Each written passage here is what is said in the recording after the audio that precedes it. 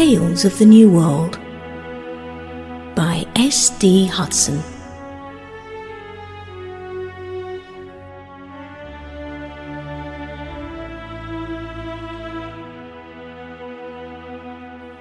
This audiobook is read by the author.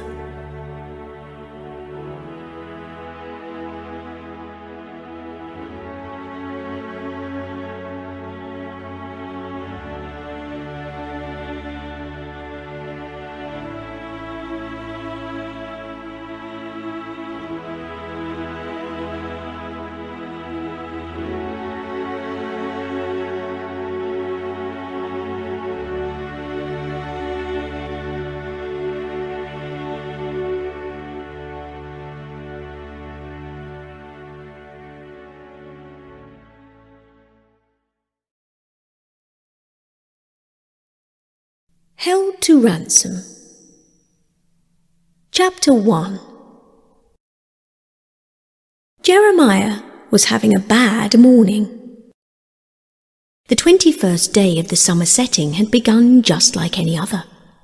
The trees were still green, the grass was still soft, and the meadow folk were still busy. But the pigtailed Hopsy was missing. She should have been weaving silk ribbons outside her home, but she was nowhere to be seen. He'd asked the cockatrice, but she'd seen nothing. He'd asked the trufflepog, but he'd smelt nothing. So what exactly had happened? He scratched his nose and tugged at his long whiskers. The Hopsy was so small and the far land so perilous. She wouldn't have gone there, would she? His pocket watch was getting warmer. Before long it would be glowing. There was nothing else for it.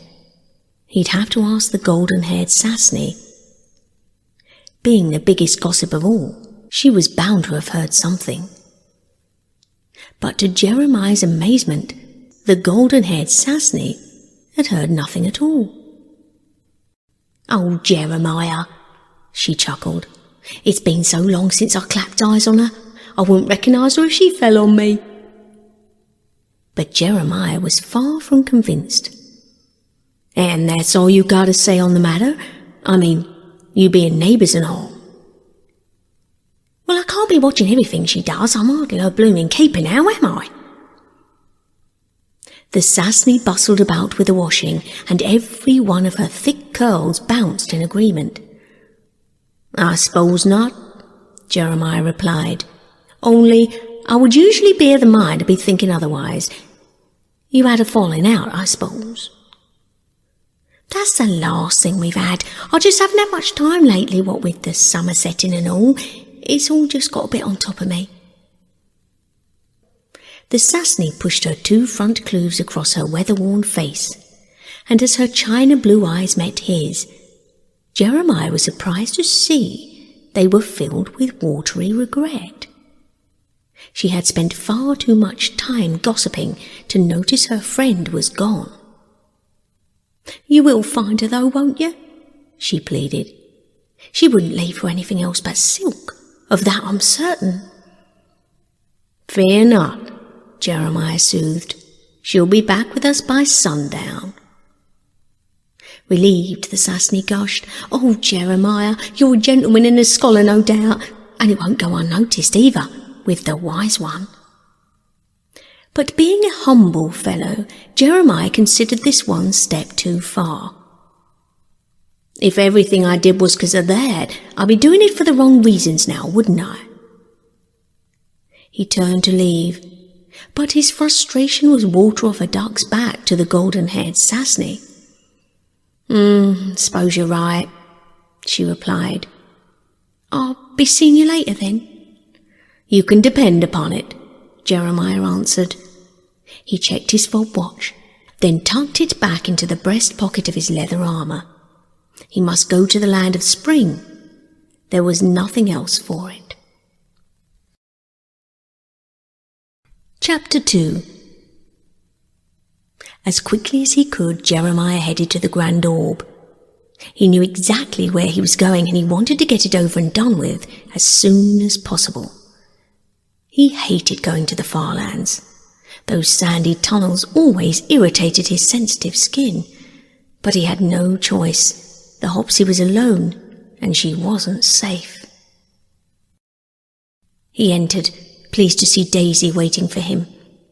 Good, she'd heard, and she'd brought the key. Excellent. He couldn't get very far without that. It had been forged specifically for the protection of the meadow and was the only thing that could get him into the spring tunnel. She placed the key in the lock, and all at once the studded frame lit up. "Thank you kindly," said Jeremiah, as the heavy door swung open. He dashed down the illuminated tunnel as fast as his heavy clews could carry him, his long leather cloak billowing in his wake. It would be a long journey, but he was landfolk, so he had no choice but to walk. As the pastel sun hit its highest point in the sky, Jeremiah arrived. He headed straight for the silk fields in the Threadnear moors. They had been combed into straight lines for silk production. This was where the gastromite worms did their best work. There was no finer silk than that made upon the Threadnear moors. He scanned the silk acreage, then quite by chance he spotted a hollow above. It had been sculpted out of the scrubland and covered with old branches. There was a large oaken door wedged into it. The culprit would be in there, he was sure of it, so he dashed over, his clews barely touching the ground, and burst through the door unannounced. Old Mother Craymore glared at him through veiled eyes, her grey feathers protruding playfully around her hard grey beak. "Good day to you, Mother," Jeremiah began. "It'd be a long journey I had, and I'd be welcoming a little sustenance if it ain't too much trouble now." As the daylight shrank back behind his huge frame, the Craymore made to rise. Then, thinking better of it, she removed her clews from the arms of her chair and returned them to her lap.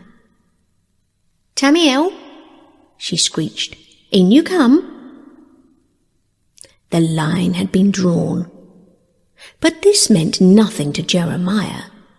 He was the master-at-arms after all, and lines drawn by other folks didn't apply to him. So, in a stalemate they remained, until Tamiel floated in with an old wooden tray.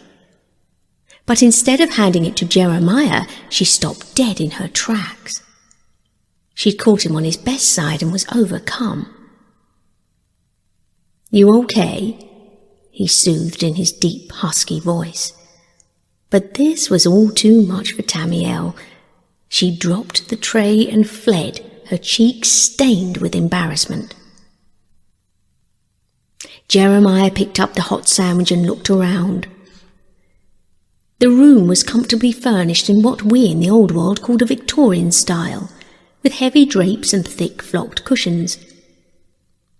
In the far wall, a curved staircase branched off to a place you could sleep. It was very grand for such a humble neighbourhood, and Jeremiah began to wonder how a lazy Craymore had managed such good fortune, for everybody knows good fortune sits hand in hand with hard work. "This be a comfortable set-up you've got here, Mother," he quipped. "You've done well for yourself, I expect."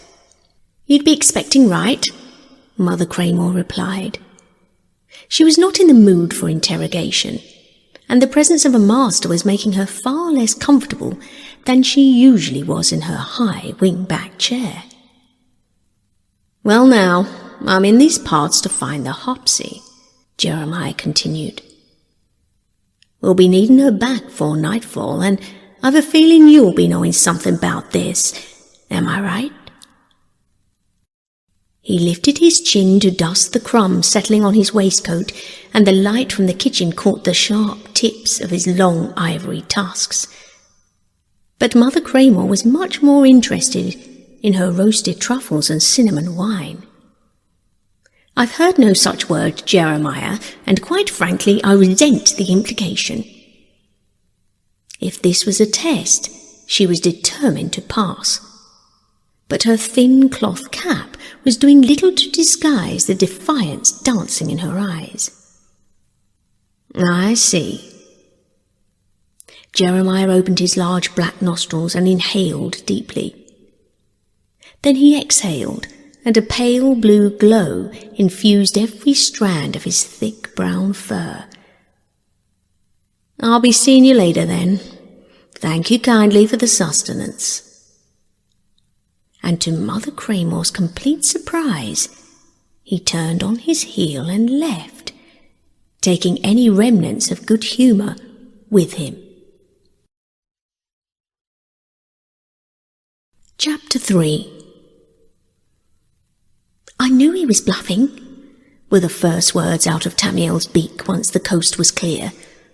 But old Mother Cramore was a wiry sort, and she knew nothing could be as simple as all that. "Lock the door." She jumped up and dragged the curtains across the small window behind her. The last thing she wanted was for Jeremiah to get any ideas. Then, checking this way and that, she watched as Tamiel dragged the large red rug away from a metal ring set deep into the timber boards beneath them. "Make sure you cover it back up when I've left," she snapped. "I don't want that busybody seeing anything." But old Mother Cramore had underestimated Jeremiah's heightened sense of touch. It is so powerful he would easily have felt the ridge of the trap door when he stood heavy on the thick burgundy wall. Outside, Jeremiah made his way through the tussocks of pink heather, growing thick and high on the hills around. He had to find the perfect spot to spy on her. Satisfied at last, he settled down to think. He couldn't understand it. Why was the Hopsy wasting her precious time here? She was supposed to be back at the meadow weaving healing ribbons, so what was she doing? The silk threads had only just been delivered, so it couldn't be that. And why was old Mother Cramore preventing her from coming home? The Hopsy would never do anything to compromise the well-being of the meadow. He was sure of that. Old Mother Cramore was up to something, and he was about to find out just what. He looked around. His position was perfect. He had a clear view of the end of the tunnel that ran from the Cramore's house down to the silk fields. "That Mother'll be fixing to move real soon," he said to himself, "and when she does, I'll be ready to catch her red-handed." And sure enough, it wasn't long before old Mother Cramore emerged from the tunnel's end, carrying what looked like an old sack. She checked this way and that as to who could be a-listening and who could be a-watching. Then she hobbled clumsily along, making sure to hitch up her skirts so her thick grey plumage had the space to swish side to side and not get caught under her soft rubbery clothes. This made her so flustered she didn't see the bunyip lying in wait. "And what might you be rightly doing?" Jeremiah's deep bellow made her jump out of her skin. "Nothing," Mother Cramore lied, but in her haste she lost grip of the sack she was carrying. "What in the far lands?" Jeremiah screamed as the Hopsy rolled onto the ground in front of him. "How dare you?" "Well, I don't see what business it is of yours," Mother Cramore snapped back. "This is the land of spring, is it not? And you are but a master of the land of summer." Jeremiah couldn't believe it. Even now the Cramore was arguing the toss. "We masters been concerned with all that's happening in the meadow," he spat. "And this here problem, well, that belongs to the meadow now, don't it?" "Well, if the Hopsy's such a problem," spat Mother Cramore back, "I'll be happy to take her off your hands." Jeremiah did his best to withdraw the sharp blue sparks piercing the back of his eyes. He had to control his rage, but it was building up and it needed to be released. The one true word, Jeremiah. Always be remembering the one true word. He could just hear the wise one's words now, but this was easier said than done. He turned away sharply. As long as he didn't look at the Hopsy, he'd remain in control. But she's so weak, and what little energy she has left is being drained by the gastromite worms. No, he must focus. "What do you want him with a Hopsy anyhow?" he asked. "I think you'll find she's the one a-wanting," Mother Craymore insisted. Jeremiah couldn't believe the arrogance of it. "Something tells me that ain't quite the case now, Mother, and I ain't come all this way for a pack of lies." He took a huge step forwards, and the pale feathers on the Craymore's neck turned paler still. "It's the silk, Jeremiah, the silk. She wants more of it. Well, if she wants more of it, she has to trade for it, doesn't she?"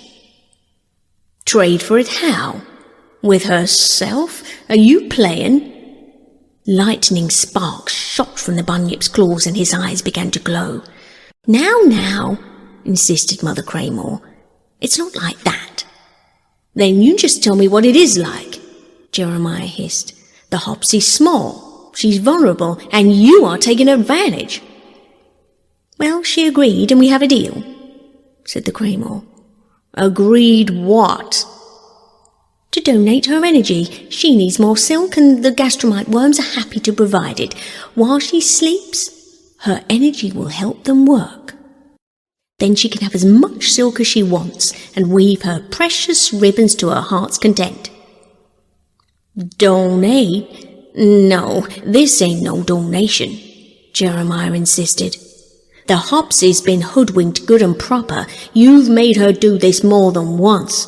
She ain't become this weak for nothing. There be something wrong with that silk you gave her in the first place, and that's on you. You're obviously not looking after the worms like you're supposed to." He stepped in, closer still. "This is a bad business, Mother, and something I would have thought was beneath you. If you need meadow magic to make the crops grow faster, there be something wrong with the crops, and you is being the one who needs to fix it." "Well, she was happy to help, so who was I to say no?" Mother Craymore replied. Jeremiah looked back at the Hopsy. She was fast asleep, and her thin wings were limp and lifeless. Then he realized she had been given a sleeping draught, so she couldn't object even if she wanted to. "Outrageous!" he screamed, fighting all temptation to launch the Craymore across the field. He would have to get the Hopsy back to the meadow as soon as possible, but even then it might take many days for her to recover. "What on earth were you thinking? It's just greed, plain and simple." "My greed or hers?" At this, Jeremiah laughed, a huge belly laugh that shook the ground they stood upon. Then, leaving a pregnant pause to be assured of as huge an impact as possible, he replied, "Try as you might, Mother, you won't be riling me. Now step aside afore I do something you'll regret." But old Mother Craymore had spent far too much time away from the company of others, consumed with her own selfish thoughts and desires. According to her, it was perfectly acceptable to put her wants first, no matter what the sacrifice. She was stubborn and had no intention of giving in that easily. So she decided there and then to make a run for it.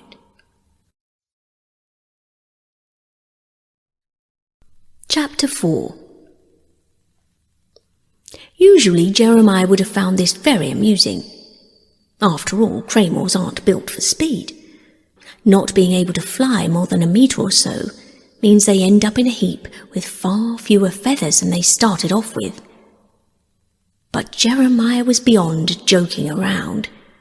His closest friend had been taken advantage of, and he was in no mood for games. "Give it up now, Mother, afore you make a fool of yourself," he hissed. But old Mother Craymore had no intention of giving up.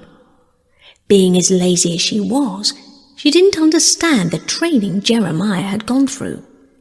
She had no idea just how powerful he, a New World master, really was. So Jeremiah waited and watched as she waddled and hopped and waddled across the field to the path on the other side. Now it was time for action. He closed his eyes and joined his middle digits with his thumbs. 1, 2, 3, 4. He filled his lungs with New World air and held it for just a second before letting it go. 4, 3, 2, 1. All at once, bright light energy shot up from his clews into his chest, and his eyes dazzled like the diamonds in the autumn mines. "With the power of Beg-G," he declared. Boom! The air lit up with flames the colour of cobalt blue. "Have mercy!" the Craymore cried, but Jeremiah had no mercy to give. "Bit late for that now, ain't it?" An arc of flames hung over the Craymore in a kind of voltaic barrier, and she shot into the air like a cannonball. Shring! "Make it stop," she begged. "Please make it stop." But Jeremiah wasn't listening. "Don't fight it," he called. "Enjoy the ride." He bellowed with laughter as old Mother Craymore flapped around like a broken parachute. "Let go and accept the one true word," he yelled. "Kindness above all else, remember?" But old Mother Craymore had not the slightest intention of letting go, let alone practicing the one true word. So, with a flick of his wrist, Jeremiah spun her round and round, making her rise higher still. Then all at once he let her go, and she dropped like a boulder into a pile of steaming wallagus dung. Squelch!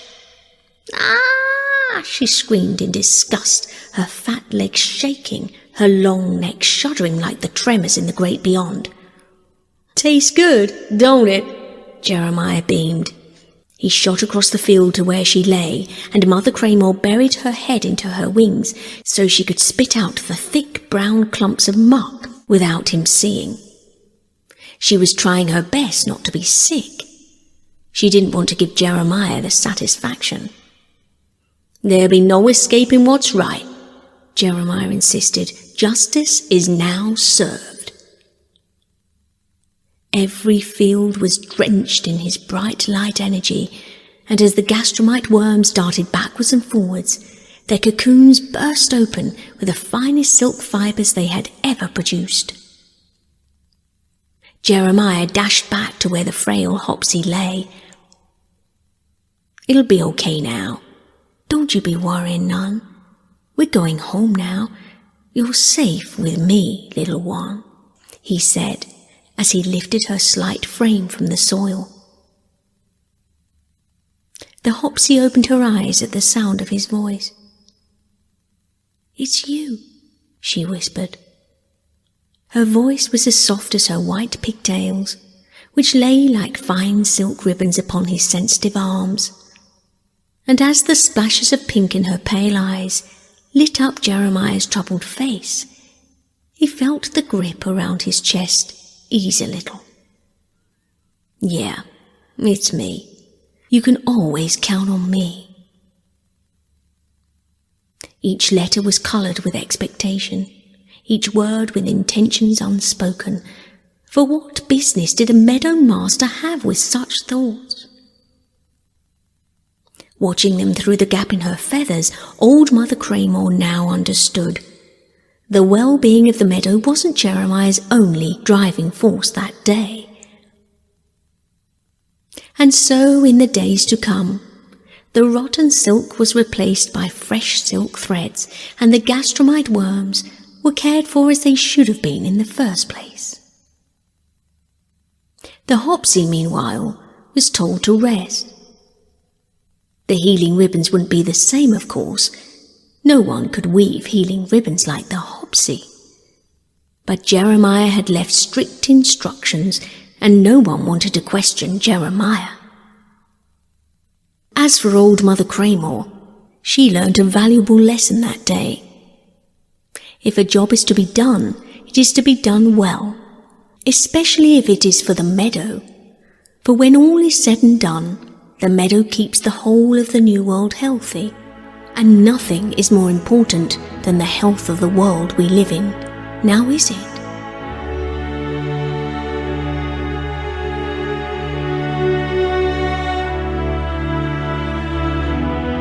The end.